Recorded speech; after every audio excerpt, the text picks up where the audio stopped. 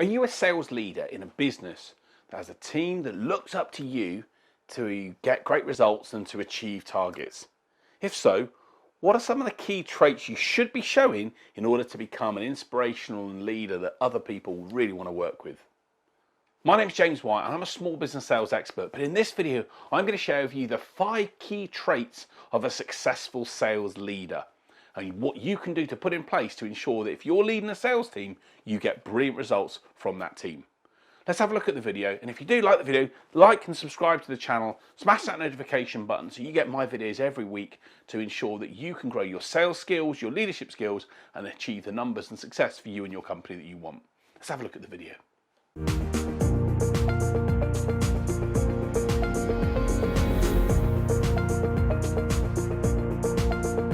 So in my sales career, I've seen so many different people and managers who are really average, unfortunately, leading sales teams. They don't command the respect of the team and they don't give the team a great feeling and the desire to run through brick walls and work for them. And all that ends up happening is that they make decisions that causes people to then stop working with and leave the company and creates more problems for the companies down the long run. So what are some of the key things you can put in place if you want to be seen as a successful sales leader? The first one is this: be strategic. What do I mean by strategic? I'm not saying you have to be fanciful and try and be obscure and abstract in the way in which you lead people, but have a strategy for how you're going to achieve sales success. Sales leaders that just walk from tactic to tactic and problem to problem are not going to gain the respect of the team. They're not going to be able to hit the company's goal plans, and they're basically going to find that people start to lose faith and trust in them. But when you've got a sales leader that's got a strategic plan of who you're going to target, where you're engaging, how you're going to make that happen with the right investment and the right activity to get the right results, that then outlines a plan that maybe is going to take 6 to 12 months, but has clear metrics and measurements and KPIs within it. There is a strategy and a plan to go make something happen. People go, wow, this looks exciting. They may query it, they may question it, but come up with a sales plan that is real, that has some detail to it, that has a activity list of what you're going to do to make the results that you want to occur happen.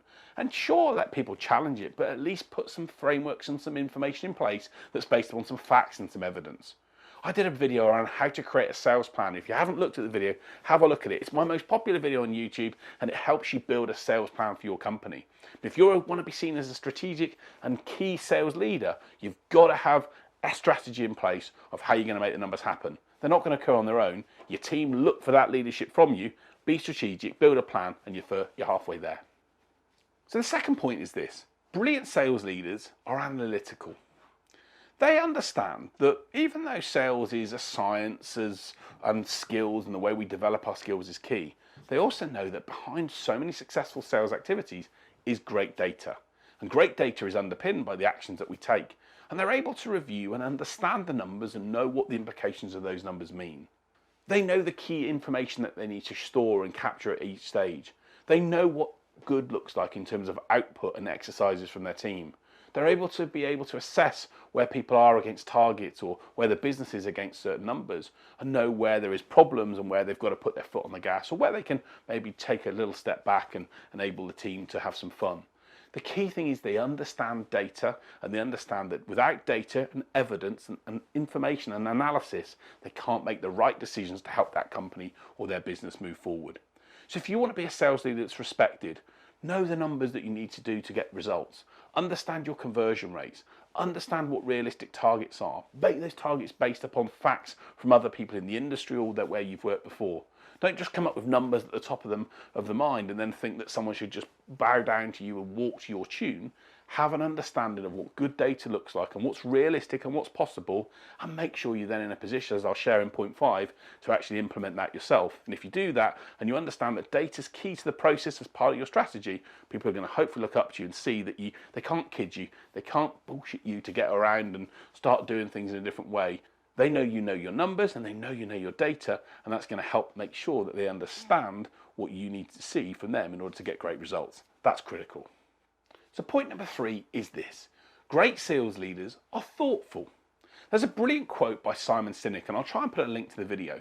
And he talks about a coffee barista called Noel, based in Las Vegas, who worked at the Four Seasons. And he said that the guy loved his job because the managers came by every now and again and asked them what they could help Noel do to do his job better. They were thoughtful. They were thinking of the other person. They were thinking of what that person's world was going through and what they could do to try and make things easier for them. And not just did they take the feedback on board, they then implemented and made the actions happen. They didn't just take and listen, they implemented. If someone said there was a challenge in a certain area, they were able to solve that. Or they were able to think about what challenges that other salesperson might be going through. What issues might they be having today, or what causes could be giving them concern that might make them not as their best today. And they're able to then adjust the situation around that. Great sales leaders are thoughtful. They understand people. They understand the thought process that buyers go through, but they also understand the thought process that their sales team go through. And when they're up and they're down, they know how to react in the right way. So have a think about you as a sales leader. Are you thinking of your team and getting them to do things for you, and the small gestures, the thank yous, the little gifts, the little cards that you can drop through to them that make them feel great? Or are you just focused on yourself and what you want to achieve and the numbers that you want to make happen? If you are, then don't be surprised when people don't really want to work for you and bust a gut to get things done, and if they actually feel that you're not someone that's ever going to respect and help them develop and grow. But if you do think about them and their career and what they need to do to get better and to develop and to build the career and life they want, they're going to show that, repay that loyalty with you with great numbers and great business, and show you that you together as a team can make amazing things happen. Be thoughtful. It's a key trait to have. Point number 4 is this. Great sales leaders are results and action driven. We can talk all day long about all the things we want to do and how we want to do it and whatever else. Great sales leaders want to focus on getting results in place and making actions happen. They want to put time in the diary to make meetings happen. They want to get activity schedules in place. They want to make calls. They want to do the work that's required to get sales success. Great sales leaders understand that you might have all the grandest plans in the world, but vision without execution is hallucination.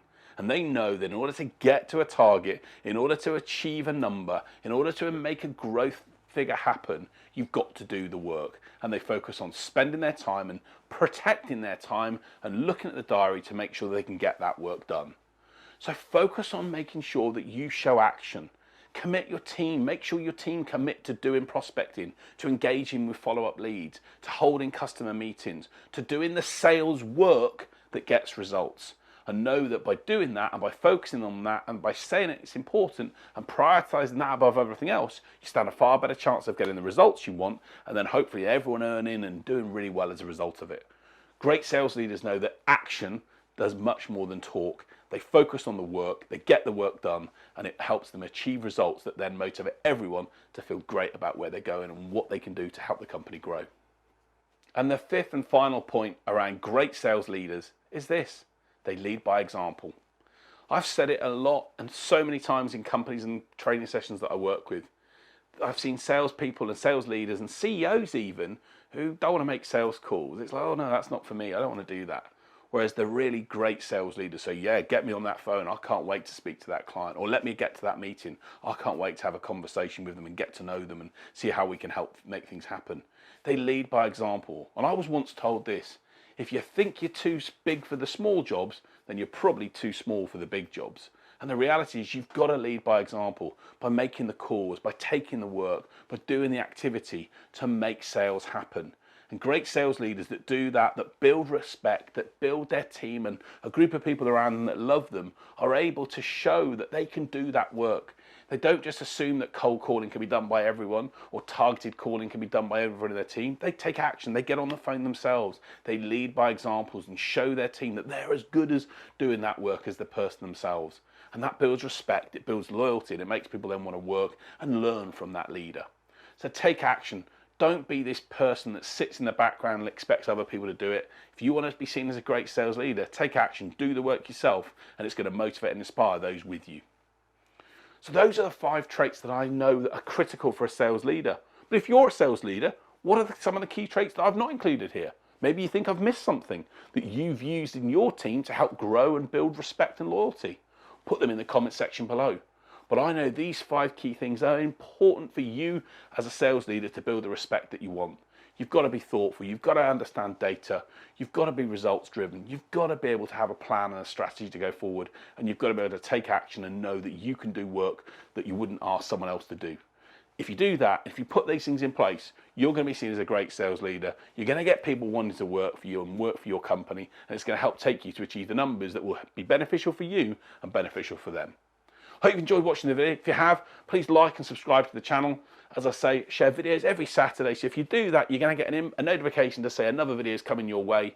And if you think there's a subject I haven't covered, put it in the comment section below. Let me know what would be useful for you as a sales leader or a business owner, and I'll make sure I cover that in videos to share insights and ideas that can get you the results you want. Thanks for watching. See you next Saturday.